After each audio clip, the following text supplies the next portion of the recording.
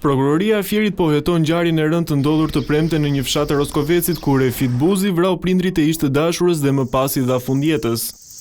Familjarët e viktimave ngritën pyetje dhe akuza se si 35 vjeçari, i cili kishte qenë disa herë në burg në të shkuarën, ishte lënë i lirë duke vijuar kërcënime ndaj vajzës 24 vjeçare. Dhimbje madhe, kjo nuk ishte. Ti që rregulluam para? Mirë do ishte, mos kishte ndodhur deri këtu. Mirë do ishte, që tikin dy veta për i familje, është gjë shumë, u shua shtëpia. Qa do zhjën shtëpia të ne, 2 varën me një shumë?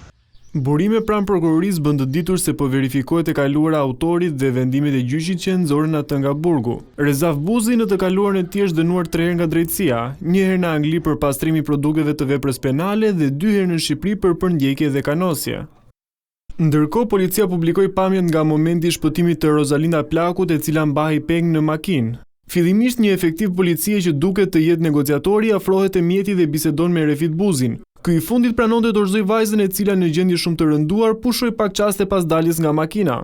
Negociatori arriti ta marrë me kujdes duke shoqëruar në një distancë të sigurt nga agresori armatosur. Ndërkohë, këtë të shtunë familjar, miq dhe banor të shumt i dhanë lam të mirë në fundit 2 bashkëshortëve, ndërsa ceremonia martore për autorin e ngjarjes zhvillohet të dielën për të mos krijuar përplasje mes 2 familjeve që jetojnë në të njëjtën zonë.